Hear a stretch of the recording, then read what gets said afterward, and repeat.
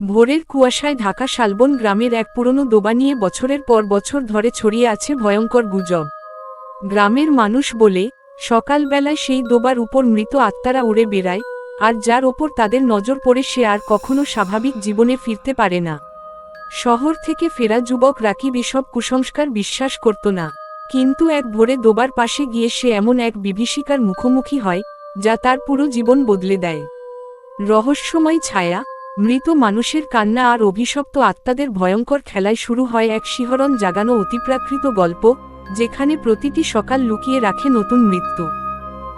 ভোরের কুয়াশা তখনও পুরোপুরি কাটেনি। গ্রামের চারপাশে নরম আলো ছড়িয়ে পড়েছে।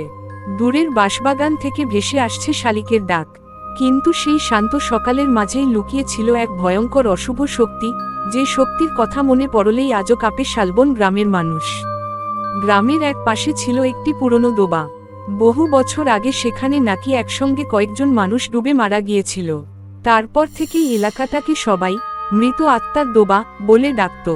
দিনের বেলাতেও কেউ সেখানে যেত না, আর সকালবেলায় সেখানে নাকি সাদা ধোঁয়ার মতো কিছু উড়তে দেখা যেত।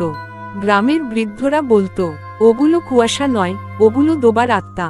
কিন্তু এসব গল্প বিশ্বাস করত না গ্রামের যুবক রাকিব। শহরে পড়াশোনা করে সে সদ্য গ্রামে ফিরেছে। ভূত প্রেত নিয়ে তার কোনো বিশ্বাস ছিল না। একদিন ভোরে সে হাঁটতে বের হয়। গ্রামের রাস্তা ধরে হাঁটতে হাঁটতে পৌঁছে যায় সেই দোবার পাশে। চারপাশ নিস্তব্ধ, বাতাসে অদ্ভুত ঠান্ডা গন্ধ। হঠাৎ সে দেখতে পেল দোবার পানির উপর ধোঁয়ার মতো কিছু একটা ভাসছে। রাকিব চোখ ছোট করে তাকালো। সেই ধোঁয়াটা ধীরে ধীরে মানুষের আকার নিতে শুরু করল। একটি লম্বা সাদা ছায়া, যার চোখ দুটো জ্বলছে আগুনের মতো লাল। রাকিবের বুকের ভেতর ধক করে উঠল, কিন্তু সে নিজেকে সামলে বলল, এটা চোখের ভুল। ঠিক তখনই কানে ভেসে এল কর্কশ গলা, আমাদের ঘুম ভাঙালে কেন? রাকিব আতঙ্কে চারপাশে তাকালো। কাউকে দেখা যাচ্ছে না, কিন্তু গলাটা যেন চারদিক থেকে আসছে। হঠাৎ দোবার পানি তীব্রভাবে কাঁপতে শুরু করল। গভীর কালো পানি থেকে ধীরে ধীরে বের হতে লাগলো কয়েকটি হাত। মানুষের হাত, কিন্তু পুরো শরীর পচে গেছে। রাকিব পিছিয়ে যেতে লাগলো, তার পা কাঁপছে। কিন্তু ঠিক তখনই সে অনুভব করল কেউ তার কাঁধে ঠান্ডা হাত রেখেছে। পেছনে তাকিয়ে সে দেখল এক বৃদ্ধা দাঁড়িয়ে আছে। তার চুল এলোমেলো, চোখ ফাঁকা, ঠোঁট নীল। বৃদ্ধা ধীরে ধীরে বলল, তুই দেরি করে ফেলেছিস। এরপরই বৃদ্ধার মুখ ছিঁড়ে এক বিকট হাসি বেরিয়ে এল। রাকিব চিৎকার করে দৌড় দিল, কিন্তু আশ্চর্যভাবে সে যতই দৌড়ায়, বারবার সেই একই দোবার সামনে ফিরে আসে। চারপাশের কুয়াশা আরো ঘন হয়ে উঠল।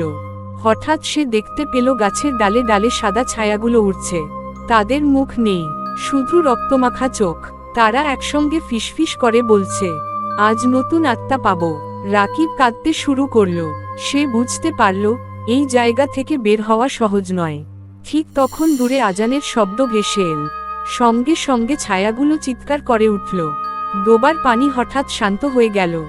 রাকিব সুযোগ বুঝে দৌড়ে গ্রামে ফিরে এল। গ্রামে ফিরে সে সব ঘটনা বলল, কিন্তু গ্রামের বৃদ্ধ করিম চাচা ভয়ে ফ্যাকাশে হয়ে গেলেন। তিনি বললেন, তুই যা দেখেছিস সেটা শুরু মাত্র। রাকিব অবাক হয়ে জিজ্ঞেস করল, মানে? করিম চাচা ধীরে ধীরে বললেন, আজ থেকে তোর পেছনে ওরা লাগবে। সেই রাত থেকেই অদ্ভুত ঘটনা শুরু হলো। রাকিব ঘুমাতে গেলেই জানালার বাইরে সাদা ছায়া দেখতে পায়। মাঝরাতে দরজায় টোকা পড়ে, কিন্তু দরজা খুললে কেউ থাকে না। এক রাতে সে শুনতে পেল কেউ ফিসফিস করে বলছে, দোবার কাছে ফিরে আয়। রাকিব ভয়ে কাঁপতে লাগল। পরদিন সকালে তার মা দেখলেন রাকিবের ঘাড়ে কালো হাতের ছাপ। গ্রামের ওঝা এসে বলল, দোবার আত্মারা ওকে চিহ্নিত করেছে। ওঝা জানালো, বহু বছর আগে সেই দোবায় এক জমিদার গ্রামের গরিব মানুষদের হত্যা করে লাশ ফেলে দিয়েছিল। তাদের আত্মা আজও মুক্তি পায়নি, আর প্রতি কয়েক বছরে তারা নতুন কাউকে টেনে নিয়ে যায়। রাকিব বিশ্বাস করতে চাইছিল না, কিন্তু রাত বাড়ার সঙ্গে সঙ্গে পরিস্থিতি ভয়ঙ্কর হতে লাগল। সেই রাতে হঠাৎ পুরো গ্রামের বিদ্যুৎ চলে গেল। চারদিকে অন্ধকার। হঠাৎ বাইরে থেকে কান্নার শব্দ ভেসে এল। রাকিব জানালা দিয়ে তাকিয়ে দেখল, দোবার সেই বৃদ্ধা বাড়ির উঠোনে দাঁড়িয়ে আছে। তার হাতে একটা কাটা মাথা। বৃদ্ধা ধীরে ধীরে মাথাটা তুলে বলল, এবার তোর পালা। হঠাৎ মাথাটার চোখ খুলে গেল, আর রাকিব দেখতে পেল ওটা তার নিজের মুখ। সে আতঙ্কে পিছিয়ে গেল, ঠিক তখন ঘরের ভেতর বরফের মতো ঠান্ডা বাতাস ছড়িয়ে পড়ল। দেয়ালে কালো ছায়া নড়তে শুরু করল। একটার পর একটা বিকৃত মুখ বেরিয়ে আসছে, কেউ হাতছাড়া, কেউ চোখবিহীন, কেউ আধা পচা। তারা একসঙ্গে চিৎকার করছে, আমাদের সঙ্গে চল। রাকিব দরজা খুলে বাইরে দৌড় দিল, কিন্তু বাইরে বের হয়েই সে থেমে গেল। কারণ পুরো গ্রাম অদ্ভুত নীরব, কোথাও কোনো মানুষ নেই। সব বাড়ির দরজা খোলা, কিন্তু ভেতরে কেউ নেই। হঠাৎ আকাশ কালো হয়ে গেল। ডোবার দিক থেকে শত শত সাদা আত্মা উড়ে আসতে লাগলো। তারা আকাশ ঢেকে ফেলল। রাকিব প্রাণপণে দৌড়াতে লাগলো, কিন্তু পেছনে থেকে সেই আত্মাগুলো তাকে ঘিরে ধরল। একটি আত্মা তার কানে ফিসফিস করে বলল, তুই এখন আমাদের। হঠাৎ রাকিব অনুভব করল তার শরীর মাটির উপরে উঠছে, সে আকাশে ভাসছে। নিচে তাকিয়ে সে দেখল তার নিজের শরীর মাটিতে পড়ে আছে। সে বুঝতে পারল তার আত্মা শরীর ছেড়ে বের হয়ে গেছে। রাকিব চিৎকার করতে লাগল, কিন্তু কেউ শুনতে পেল না। সেই সময় দূরে মসজিদ থেকে ফজরের আজান ভেসে এল। সঙ্গে সঙ্গে আত্মাগুলো যন্ত্রণায় চিৎকার করতে শুরু করল। আকাশ কাঁপতে লাগল। এক অদৃশ্য শক্তি রাকিবকে টেনে তার শরীরের দিকে নিয়ে গেল। হঠাৎ সে জ্ঞান হারালো। পরদিন সকালে গ্রামের মানুষ তাকে ডোবার পাশে অচেতন অবস্থায় খুঁজে পেল। তার শরীর বরফের মতো ঠান্ডা ছিল। জ্ঞান ফেরার পর রাকিব আর আগের মতো ছিল না।